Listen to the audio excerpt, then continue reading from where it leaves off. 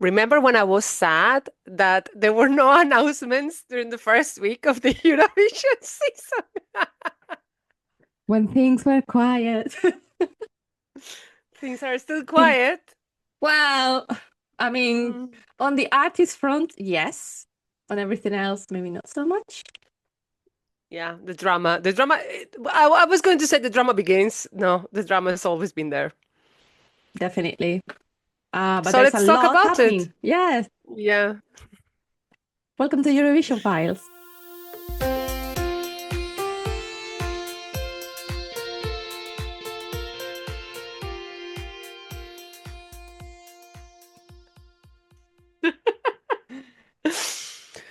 Okay, so during the last weeks, I would say that in plural, there were a lot of clickbait articles in newspapers or online media, outside, even outside from the Eurovision world, saying, "Is Eurovision at risk of cancellation?"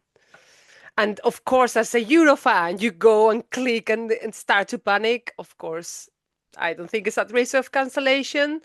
There might be the risk of less countries participating, or maybe not. But as we mentioned last week or in the last episode, fact check everything and don't rush to these channels that are probably not very well informed. Just go to the broadcasters' channels and media outlets. Yeah, definitely. I think, is it at risk of cancellation? I would say not now.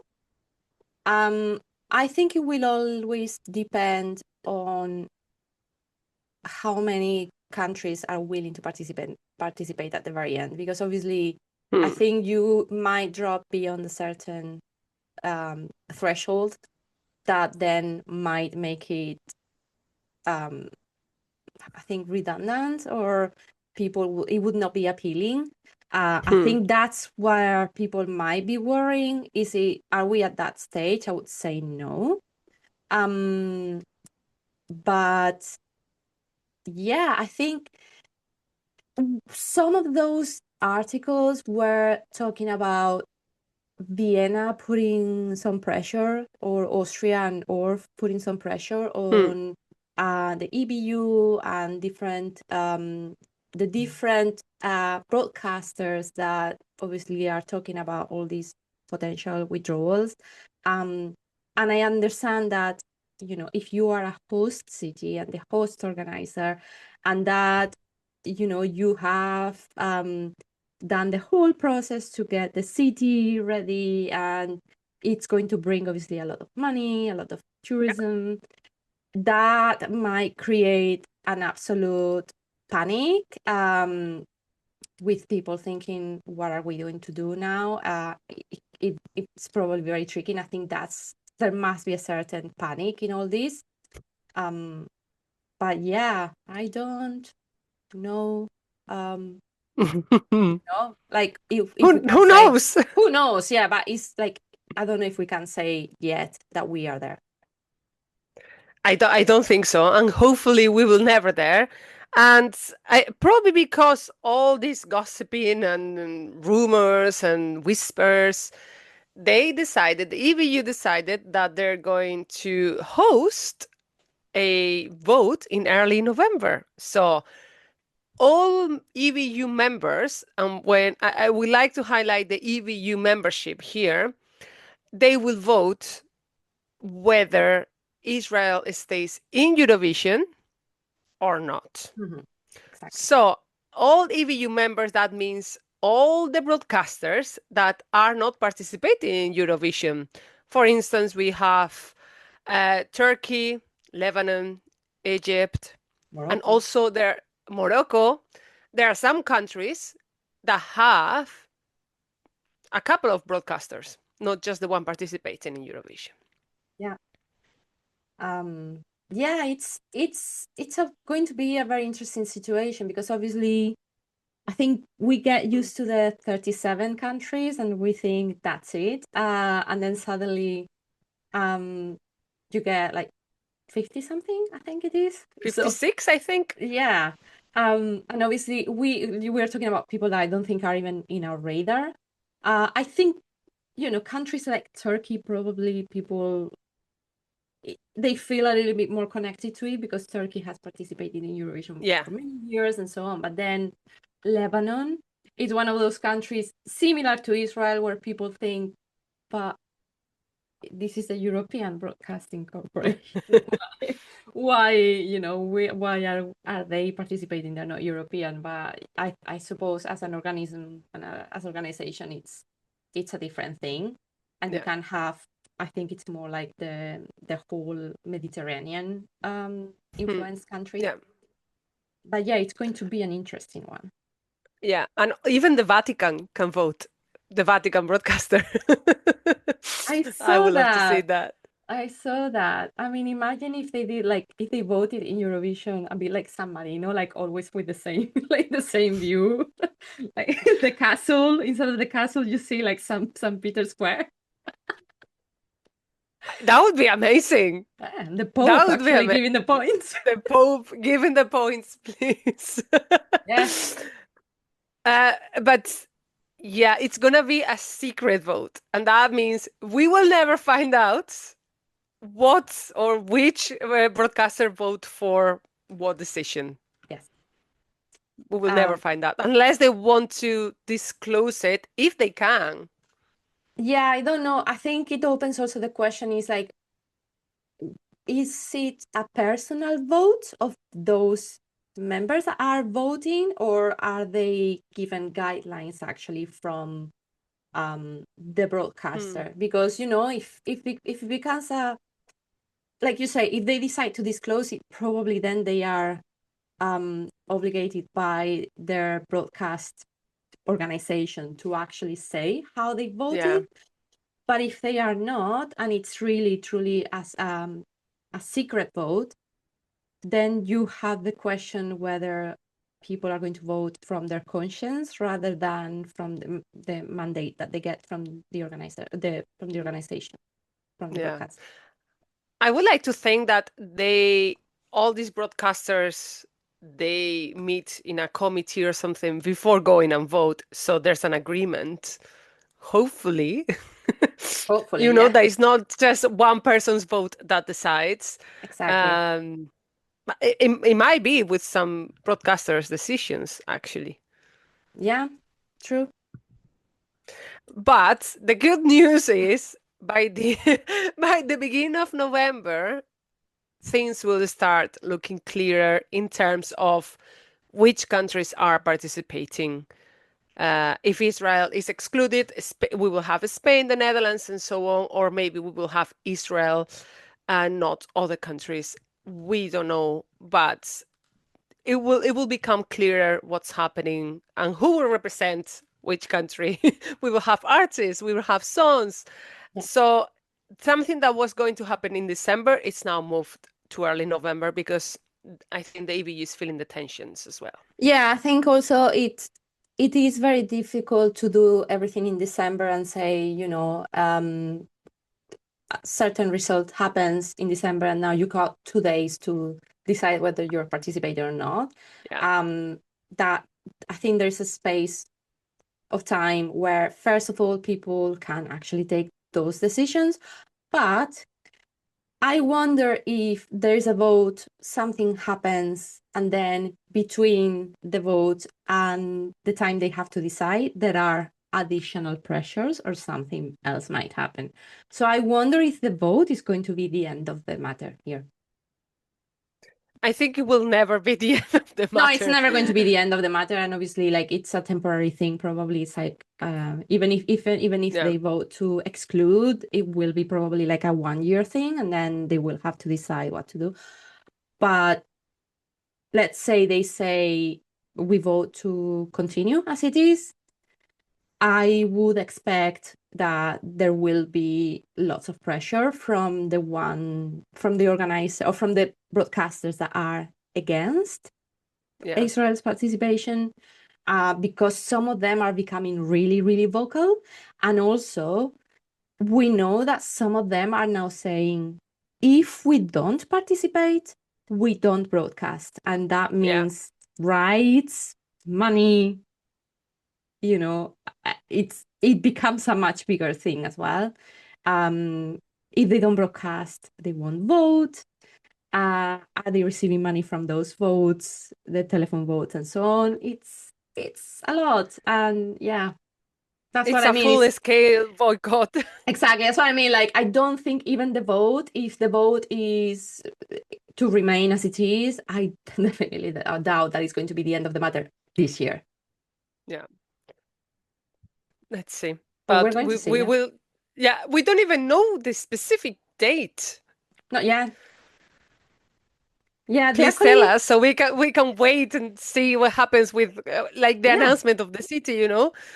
exactly. And it's I would really like to know how they are going to run it. Is it going to be, are we going to get a live commentary of what's going on? Um, is it going to be done online? Are we just going to have to wait for the announcement, for a press release, something like that? Because I think a lot of people are going to be paying very close attention to what's happening. Yeah, like big media, things like BBC, El País, all these newspapers, they have been publishing on this matter lately. Yeah, So it's not just something like fan media talk about. No, this is like a national news in all these countries that are part of Eurovision. yeah, So please do, yeah, probably they will do a press conference yeah. announcing what was decided in the vote. Yeah. And also, there's obviously yesterday there were news about planned ceasefire, and I think there have already been some comments saying that doesn't change anything because it doesn't change the actual stance from the country and Yeah. what has happened over the past few months, and they find some of these broadcasters or the people that represent them find it unconscionable to actually accept this. I think we've Hmm. heard really, really strong words as well from, for example, the Spanish broadcaster saying that it's absolutely against anything that they stand for, and they will not will just not accept any kind of agreement. I think Yeah. it's either out or nothing. So yeah, I think it's going to be a very few interesting weeks, and I'm really sure by now that's why we're not getting other announcements, because Yeah. first it would be distracting, and also announcing something that potentially, announcing an artist that potentially might not end up going because of the stance of their broadcaster I think, is very risky.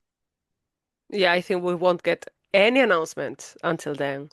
One of the countries that said, I don't care if there's a ceasefire now, we won't participate if Israel is there, was the Netherlands too. Yes. So even though all these things may happen, like ceasefire, we are hoping for, and peace, we are hoping for that as well. Some instances and some decisions that these broadcasters made, they won't change. Yeah. And let's remind people here that these votes, they will need 50%, so the majority, the simple Simple majority, majority. yeah, to exclude them from Eurovision. If it were to revoke the membership of the EBU, it would be 75%. Yeah. And there were other things involved, like the big five, their votes would weight more. But I think that is the case if they were to exclude them, but not in the case of just pausing the Eurovision participation, Mhm. I think. It's very tricky how all these votes work as well, and also because of different broadcasters being part of the same country. But we will keep you updated. Hopefully we'll find like very, very early November. But yeah, there were other reports as well. There were a lot of talks about Azerbaijan. Uh, at the very beginning, they were saying like they would withdraw if Israel leaves, and then on the contrary, that they will leave unless they leave as well, and then they denied it. Everything. But that links with the whole thing that we discussed in our last episode about fake news and like misinformation and disinformation. Yeah. I think a lot of people assumed that because of a certain politics leaning country has a certain stance on other matters, they might withdraw from Eurovision, or because they have a certain religion, they might withdraw if Israel stays.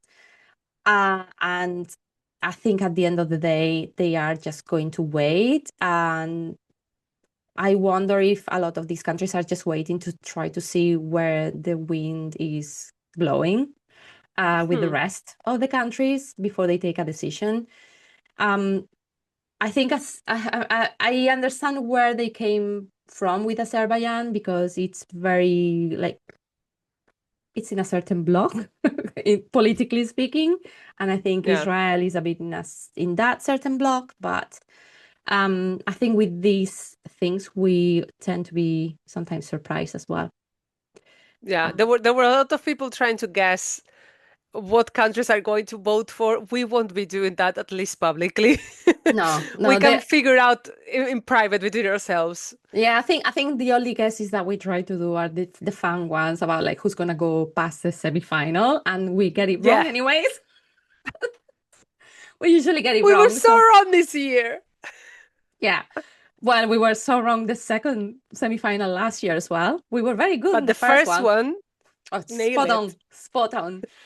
But yeah, I think we should probably take positions on those ones. Not positions, but like, just take a fun guess. But I think this Yeah. one, for me, it's a bit like too serious, and Hmm. I think it's way over our heads as well to decide one thing or another. We might take Yeah. our own positions, but yeah, It's them to decide. yeah. Uh, on that note, we mentioned last episode that Rai didn't make any statements, still no statements, but apparently three Rai advisors recommended the withdrawal from the contest if Israel stays. That is three advisors. That doesn't mean it's part of the committee of the Rai or whoever takes the big decision in Rai. It's obeying by that. But that was official, that was published, that was a recommendation. Whatever happens, we don't know. Again, it's going to be secret anyway. Exactly, that's the thing. It links to the same thing. Are those three advisors the ones that vote? If they are, Probably not. exactly, it will be probably someone else. And if it's a secret vote, then it doesn't really matter what someone says. But again, now we know that three advisors are recommending withdrawal, where the fake news were saying that Italy would be the one of the big five that would stay, or that they would withdraw if Israel is kicked out. So it's all very, it's all confusing. And Mm, that's why I think it's also very difficult for us to report on some of those things. So we just need to go with what we actually know. And yeah, yeah. three advisors recommending this, but that's what we know. That doesn't mean anything in the And it big doesn't scheme. mean anything, the No. final In the decision, big no. scheme of things, it doesn't mean anything. So Let's look at the bright side of the small news that we had. positive And news. yes! And the first thing is that Moldova might return to Eurovision 2026. Yeah. So there are countries that they're going to withdraw if something happens or not happen. But then Moldova is coming, so we're adding new countries or all countries to the list of participants, which is great. But it's not 100% confirmed yet, though. No, it isn't. It's been 1 year post, so Yeah. it hasn't been long. We know that they decided to stop for, I think, budgeting reasons. They looked at Hmm. the budget that they spent in 2024, and it seemed that they decided not to go ahead. So I wonder if they are cutting down on the costs, or they are going to be tightening some of the budget that they plan to bring with them. Yeah. But I think it's always good news. Imagine if we got to a point where everyone stays, although I don't think everyone can stay. Let's be clear. I think if No. everyone decides to stay, it's because someone is actually leaving. So obviously, at least we would not go down on the numbers. So positive news anyway. We want to see many, many countries participating. It's more fun. Yeah. Yeah, I think the resolution here is that they clear the debt they had with the EBU. Maybe Bosnia can do the same and they can return. Yeah, We would love that. And that Kosovo wants to participate. They want membership. So please grant them membership so they can participate. will be so exciting to have I would Kosovo. I love mean, it. all the Balkan countries are usually exciting to watch. I think Yeah. this year was the strangest year in the sense that we basically ended up with no one there or almost no one, I think, in the final. So yeah, I'm probably very excited. And also let's remember that Kosovo, like Dua Lipa is from Kosovo and And Rita Rita Ora. Ora. So like big pop stars are from Yeah. Kosovo. I don't think that they would go to Eurovision, but I'm just saying the talent is there. The talent is definitely there. Yeah, You never know. Maybe they want to participate. We had Rita Ora in 2023 in one of the intervals. So yeah. who knows? Maybe she liked it so much. Wasn't Ed Sheeran that said he would love to go to Eurovision? So Yeah, we yeah. don't know. It might be that it's their dream to go to Eurovision as well. It's mine. I I mean, I cannot sing though, but I mean, to be honest, I would say it's not 100% impossible because at the end of the day, it would be a massive thing, I think, for Kosovo to participate for the first time. yeah, And they might, one of these artists might be very excited to bring that representation, even if they know that maybe it's a bit difficult to win. In Eurovision, it's always difficult to win. So I think even if you're a big artist, yeah. and I think that's usually why they avoid it because it's obviously a big risk as well. Hmm. But yeah, the option is there. And they have the money. They can produce the part of the country. So Yeah, yeah, okay, we just leave it there. Rita Ora, Dua Lipa. We can tag you. throw it there to the to see what happens. Another good news that we had is the Florian Wieder. It's going to design the stage again Again. next year. Yeah, it's for the 10th year in a row. And we love it. I mean, there's no one better, in my opinion, to do this. All these designs. My favorite was probably last year. Well, this year. We're still in 2025. It's so representative of Switzerland. It was And beautiful, the mountains, and we can see it yeah, behind you. I can hey, see it it's behind you. here. Yeah, yeah, it was beautiful. I think the only issue I take with it is the arc. Because Yeah, for the anyone, pillars. yeah, for anyone in the arena, I mean not for anyone, but for some people in the arena, it could make it very difficult to see. But obviously, visually on TV, it's beautiful, and the colors were beautiful, and the lights worked perfectly. I think it was an amazing show, and the staging just worked perfectly. So yeah, happy. I have to say, Happy. I don't know if I love Malmo last year. So yeah, I mean when I compare it now, I think I liked it at the time, but when I compare it now, I'm like, nah.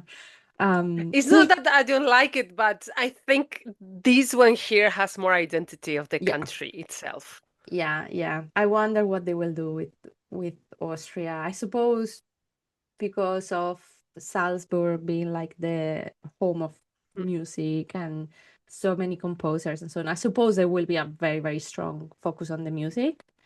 And Um, it's also the anniversary of Eurovision, yeah. Well, 70.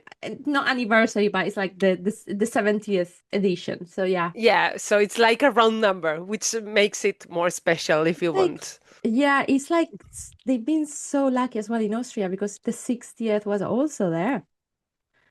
So yeah, yeah, because obviously it was 11 years ago, but because we didn't do it in 2020, The Yeah. reality is actually this year Ah, is the 70th. yeah, So yeah, because I was going to say no, Austria was 2015, but yeah, you were it right was because we skipped a year. Yeah. exactly, we skipped a year. So yeah, we're on the 70th, but that one was the 60th as well. And it also fell in Vienna. So they have been very lucky, I think. There is the House of Music. Like I say, I think I am sure they are going to try to focus a lot on like the music vibes. Also because Austria, I think they have very like lots of similarities in terms of like the geography of the country with Switzerland because of like the Hmm. mountains and so on. Yeah, Obviously, by moving the focus to Vienna instead of Innsbruck, that they can avoid that a little bit more. But I suppose they will want to have like a proper break as well. So it would be really exciting if they had something focused on the music and like you say, with the 70th Mozart. anniversary, it just exactly, yeah, it's you got Mozart, you got lots of different operas as well that were written by Yeah, Austrian composers and the waltz, and the yeah, Vienna New Year concert. And I think I'm sure there will be a lot of focus on like the music yeah. because Vienna is like, or the capital, the European capital of music. So, We have a winner who is an opera singer, so I mean, it's just perfect. It's just, it's like everything is aligned. We just need it to happen. All we and need is that it actually happens. everything is going to be all right. I want to keep positive, so no panic. Think about all the silver linings, you know. There was a rainbow this morning when I went out to work, and I thought everything's gonna be all right. Everything will be fine. It's going to be. It's gonna work out in the end. I promise. Like if I had any decision to make. Also one last bit of news from us. We have been accredited for the Het Grote Song Festival Fest. Ooh, Woo! that's in November as well in Amsterdam. So if you have some questions for the artists, please send them through. So a reminder of who is performing.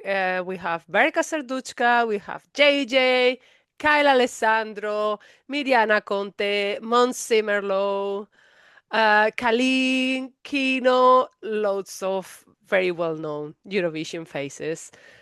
So hopefully we'll get to interview a bunch of them. So you can send us or you can just comment wherever in all the social medias. I'll be posting this. Send us your questions so we can ask them. Yes, it's so exciting. Second year attending. Yeah. Um, yeah, and it's like it's great because you got like the some of the big names from this year, but also the big historical names from Eurovision as well. So it's always very exciting to see those ones again. Yeah. So It's a little bit of Eurovision in the middle of all the chaos happening in the season. So I cannot wait.